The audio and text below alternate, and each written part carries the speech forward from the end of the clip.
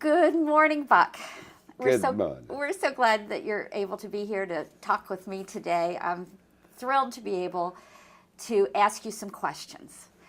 So I'd like to know a little bit more about your life, and I want to start with your Mass Mutual history, your work history at Mass Mutual. Can you tell me about that? You want to know from the beginning? I would like to know when you started with Mass Mutual. I'm going to tell you how I got into the Mass Mutual business. Okay. My good friend was a friend of the fellow that hired me, and we all had quail hunting dogs, and I wanted to have some little puppies from my dog. And my good friend said, I'll introduce you to his good friend that had the daddy was a champion, had a champion daddy dog. So we go out to his house and to breed my bird dog to his, and lo and behold, he turned out to be the general agent for Massachusetts Mutual Life Insurance Company for the whole state of North Carolina. And he says, Buck, what are you doing now? And I said, nothing. I just got out of college, and I'm just trying to finish up the house that I started building and finished building while I was going to college. I would go to college in the morning, work on my house in the afternoon, and study at night. Did that for 3 years. And the day I graduated from college, we moved in that house. After I finished my house, I worked with my wife at my wife's office where they did income tax work for 2.5 months. And then I went to work for a fella selling real estate, J. Carl Bell Properties, and sold 10 lots in 1 month. Good. And while I was doing that, Paula's boss man, Mr. Lloyd Amos of Amos Insurance Agency, County Commissioner of Guilford County, said, you ought to try the life insurance business. Said, you might make $5,000 selling life insurance. And when he said that, my eyes popped wide open. So I called Mr. Haley and said, I want to come up there and try the life insurance business. And he said, who are you? And I said, I'm the fellow that came out to your house with Mr. Amos to breed a bird dog so we could have some puppies. He said, oh, I remember you now. He said, come on up here. And so that's how it got started in the life insurance business of May 1st of 1951. 1951. And been there ever since. That's great. That's good. And I understand you still go into your office a couple times a week. I go in the office 3 days a week, Monday, Wednesday, Friday for a couple hours, just to tend to service work. In 1983, I quit selling. I turned it over to a young agent, and he's been doing this in his selling that's involved, and I've been stay there. I like to be of service to my policyholders. That's great. And especially when the policyholder passes on, I like to take the check to the widow. Oh, that's nice. You know, when a person dies, a man dies, everybody comes to see him with a hand open. You got the undertaker, the doctor, the lawyer, the That's true. security accountant, and I'm the only one that brings them a check. All these others that want something, I'll bring them something. That's wonderful. That's when the payoff comes, when you bring the widow something. That's a great career to be proud of. Yeah. So you've had quite a life, interesting life. I want to know about your military career. Got a notice from Uncle Sam to report. Since I had 2 friends in the Air Force and my brother, I decided I wanted to join the Air Force. And the Air Force recruiters said they were filled up, not taking any more people at that time. So I walked across the hall and I saw the Marine Corps sign up. So I walked in there and said, I would like to join the Marines. And when I walked in, I had 2 black eyes and a patch on my face from a fight the previous week with some boys over some girls, and the Marine recruiter says, "Well, I see you can take it. We will see if you can give it." So I joined the Marines and went to the Parris Island training base was filled up. They had an epidemic down there, and were not taking anybody at that time, so they sent me to San Diego, California. And I didn't get back for 3.5 years. No furlough, anything. From San Diego, California, where I took my boot training, they sent us out to Camp Pendleton for some special training in the artillery. They found out that I spent one semester in college, and they thought I could read a slide rule. But somebody had to teach me how to read the slide rule.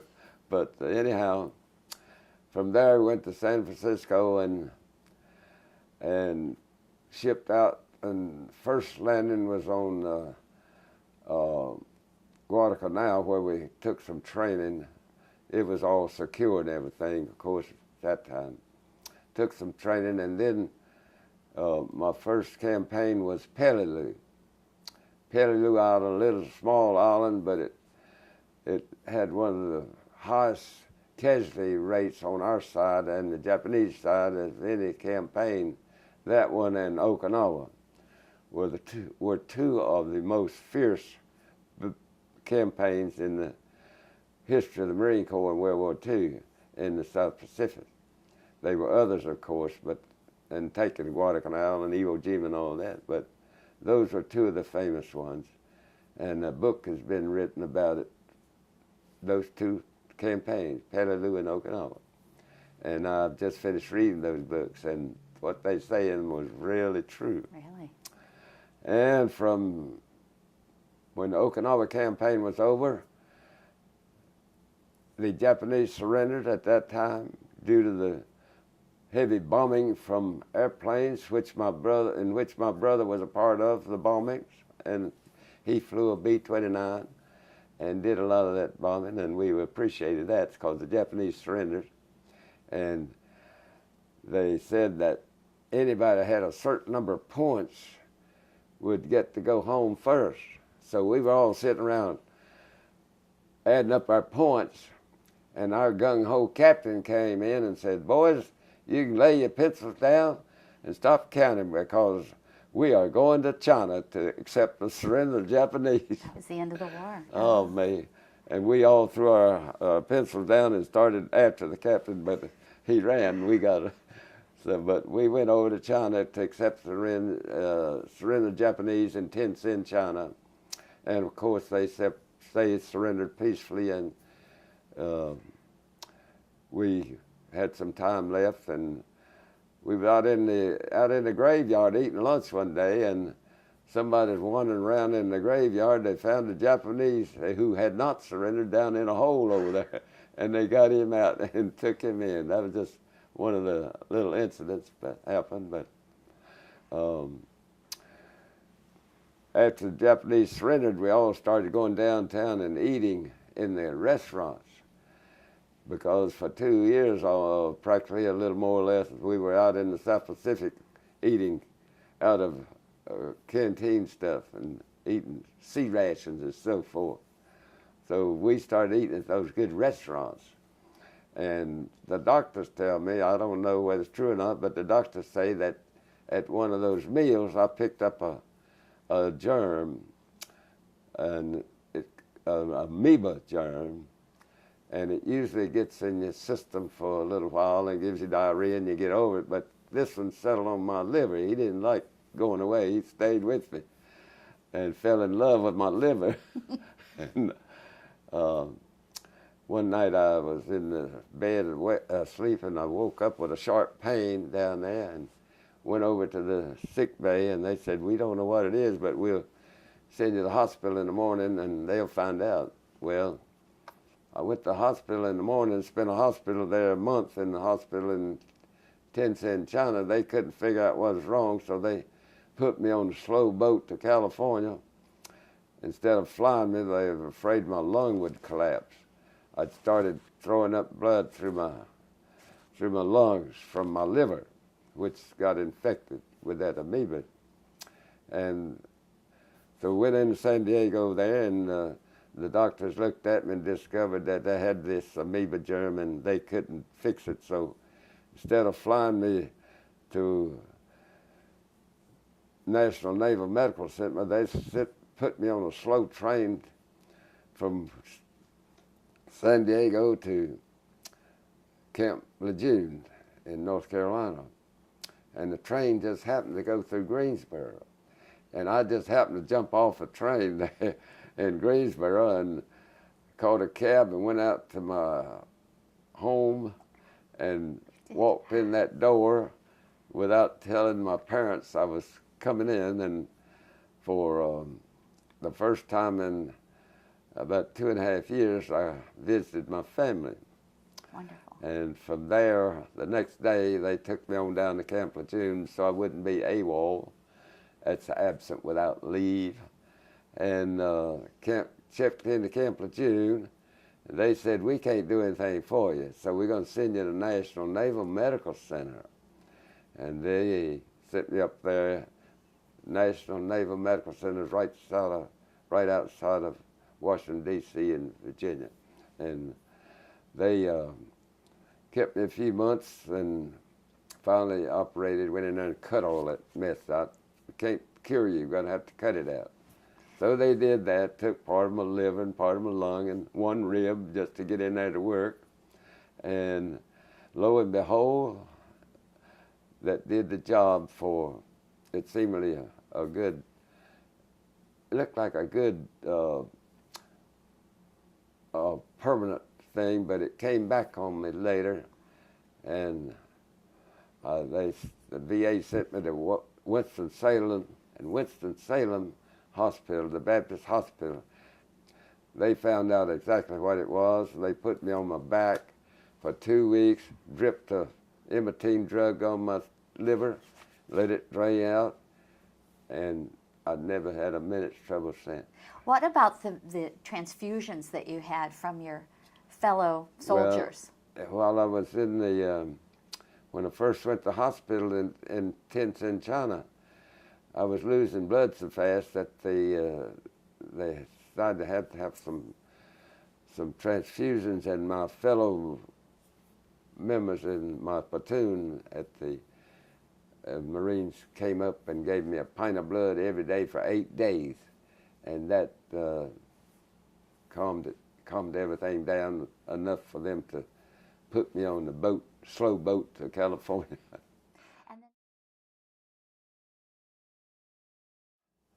One of the first experiences I had with Red Cross was when I was in California Hospital in San Diego. And they were kind enough to fly my parents out to see me from Greensboro to San Diego. And started work with Mass Mutual, and a fellow named Leo Costello and I were in the Rotary Club, Summit Rotary Club of Greensboro, North Carolina.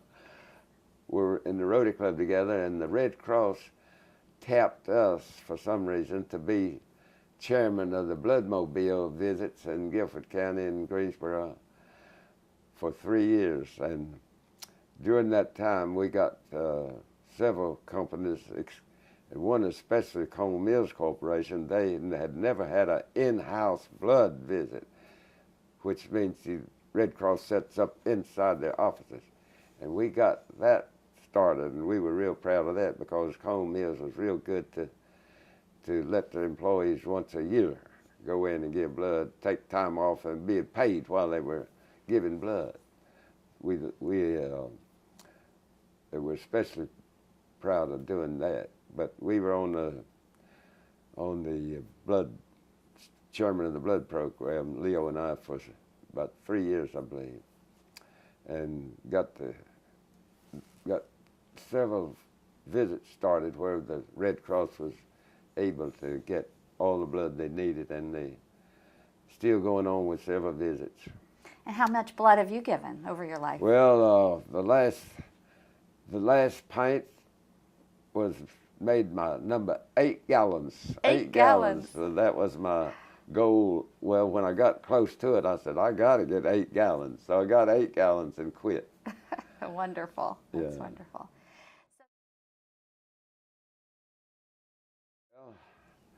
I was in the office of Mass Mutual one day, and when my general agent, Mr. Haley, said they're starting a new Rotary Club out in your territory, which was Northeast Greensboro. Of course, our territory is everywhere, anywhere in North Carolina. But he said they started a new Rotary Club in the ORD area with the people who worked in the ORD area, Northeast Greensboro. The system in the Rotary Club was once you had a Rotary Club in a town, you had the whole town. But the Greensboro Rotary Club, which was the first Rotary Club in Greensboro, were very kind to us in ceding the Northeast Territory to us, which covered the ORD area.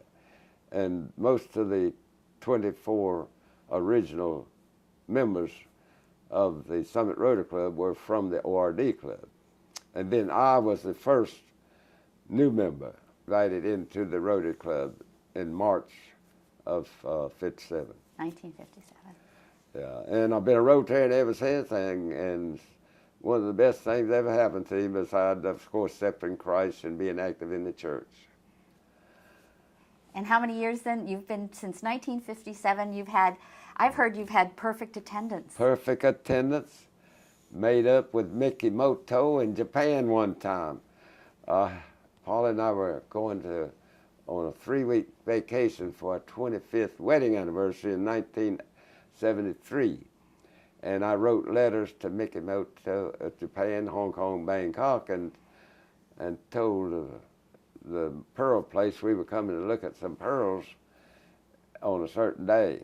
And lo and behold, we got there and went into the Mikimoto pearl shop.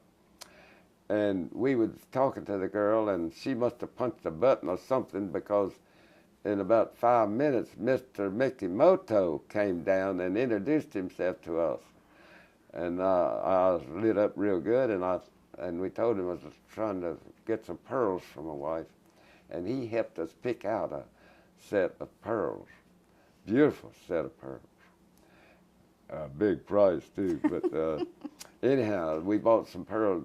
We bought that strand of pearls for Polly, and if I'm not mistaken, my daughter has them now, or my granddaughter, I don't know which, but they're still in the family, and everybody loves them. But and when we were getting through, he turned to the girl that working behind the counter and said, "I'll be back in an hour. I'm going next door to Rotary."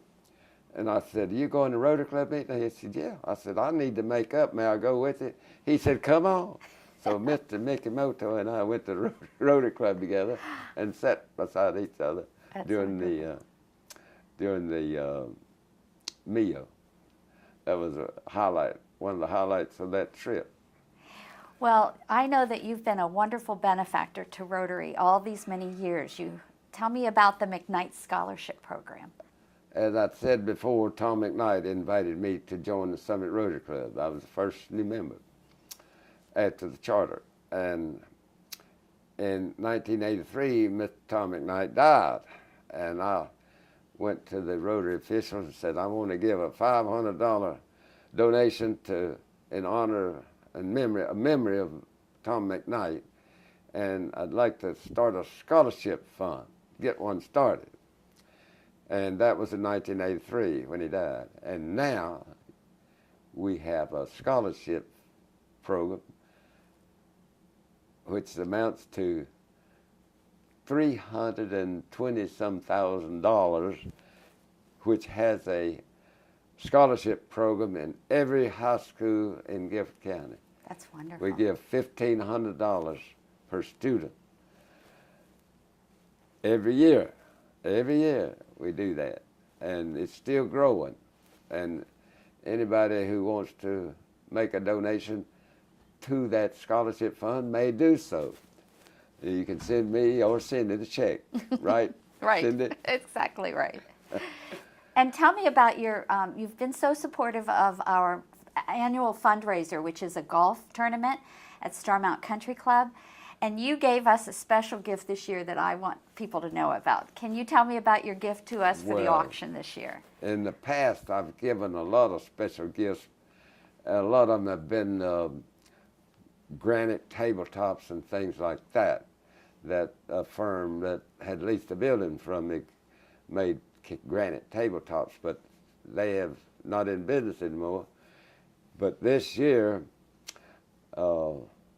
I was trying to think of a good gift, and lo and behold, I read in the paper where, what's her name? Taylor Swift. Taylor Swift, that famous Taylor Swift girl, was coming to Greensboro at the Coliseum in October, I believe.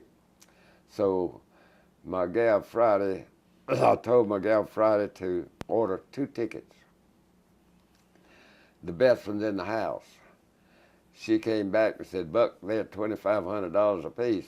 I said, order the next. I said, order the second best. And she said, they're $250 a piece. I said, well, get 2 of them. And we'll give them out in the Rotary, auction them off at the Rotary auction in May. And remember, the auction money goes for scholarships and all that. That's right. So we're looking forward to hearing Taylor Swift. That's some lucky person's going to win that. Yeah. That'll be fun. I might bid on them myself. You should. You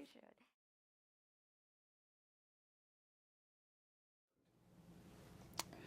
Next to being in the church, which is, of course, service to the good Lord and Jesus Christ, Rotary is the most meaningful thing to me in life because of the good things it does worldwide. Tell me know. about some of those things. Well, one of the largest things is our scholarship program. We spent $16 million, the last count I had, $16 million funding scholarships. We send our students abroad and bring students from abroad over here. And the real purpose of that is if you bring a foreign student over here to educate him and he gets acquainted with all the people over here and he goes back home, we do it in the name of peace. If he encounters this and goes back home and he gets to be the head of a country, he's going to think twice before he starts shooting at us, I believe. And that's one of the big reasons we have such a nice scholarship program. And of course, Rotary is worldwide, and we do tremendous things in Rotary, service to Rotary throughout the world in honor of our founder, Paul Harris, who founded Rotary in 1905. And tell about the polio campaign. In 1979, I believe it was, the Rotary decided that they were going to take on a big project, and the one they found out they could successfully accomplish was the eradication of polio. So in 1985, I was put on a committee, and I was in charge of the Greensboro area, which had 4 Rotary clubs, I believe, at that time, or 5. And we raised $73,000 right here in Greensboro for the eradication of polio. But since that time, we spent millions on it from all over the world, eradication of polio. And so it's been a very, very successful program, and I was so happy I could be a part of it.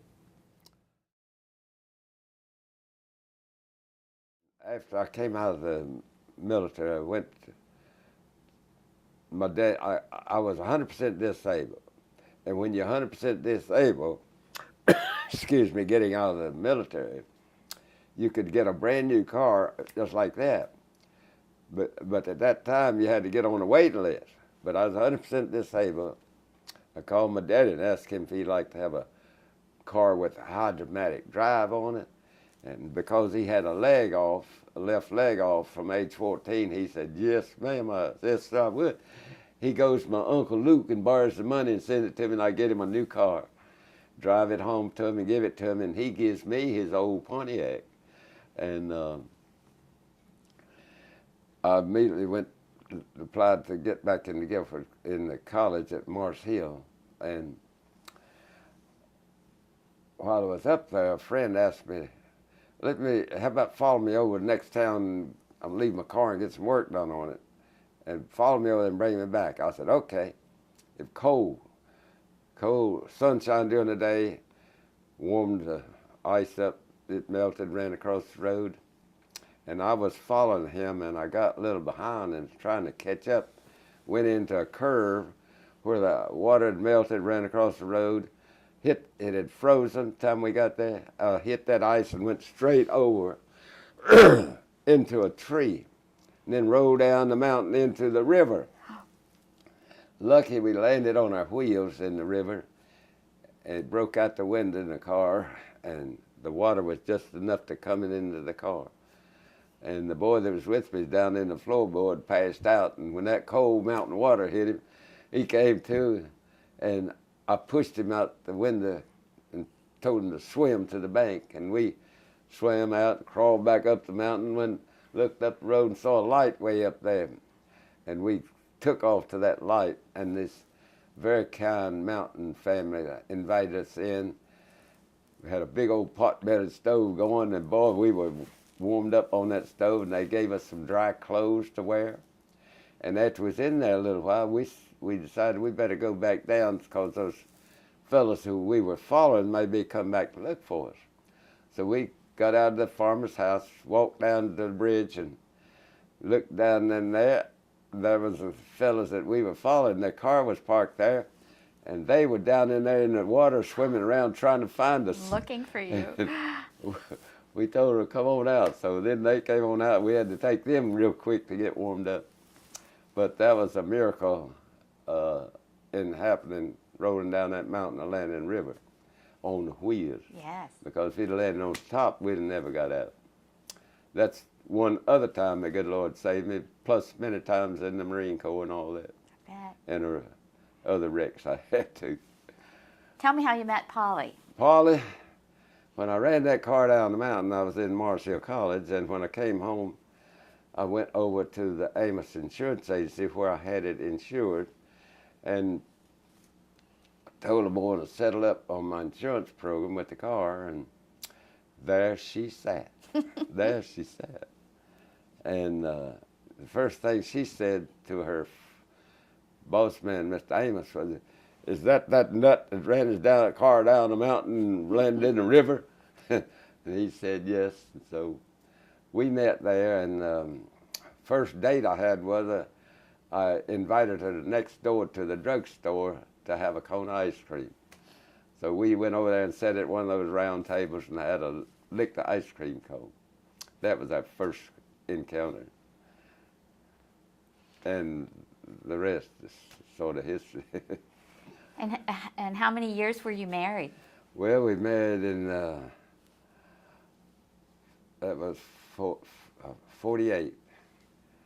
And she just passed away in January this year. Yes. January 26th. I can't add that many years. How many is that? Hold up, 48, 52, and 52 and 15 is what? 67 years. 67. Oh my. That's a while, wasn't it? And you had one child? I had one child named Catherine, born in 1953, and she has a nice husband named Alex Harrell. And he's part of our They have Rotary. 2 children. Yes. Alex Harrell is in the Rotary with me, and a very fine Rotarian and a fine young man. And they have 2 children, Hannah, who is a graduate of Carolina and working in Raleigh, and Harrison, who just graduated from state and working right on the Washington, Virginia line up there somewhere. And I'm mad at both of them because I don't get to see them much. Oh, that's hard, isn't it? Do you have anything else you'd like to speak about? Any final words for us? I'd just like to say that Paul and I, when we got married, she belonged to a big church called Buffalo Presbyterian Church.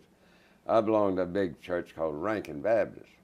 And we were conflicting, going one. And Buffalo started a new church called Memorial Presbyterian Church down on McKnight Mill Road. And we decided, mutually agreed, to leave our big churches and go down there. And we helped organize it into a church in 1952. And that's where our membership still is. Of course, hers terminated in January, but I'm still there. And we worked at several projects along the road. And we also have a nice scholarship fund set up there that we have, right now we have, it's either 5 or 6, I don't recall exactly, 5 or 6 students in college, and they have similar benefits as to our Rotary Scholarship, $1,500 a year per child. That's And wonderful. we are very fortunate that we've been able to do that, and we thank the good Lord, for His many blessings. And in 1965, her cousin died, Paula's cousin died, and the survivors said, "We've got a house and farm for sale." So we bought that farm and moved down on 2219 McKnight Mill Road in 1965, and have been there.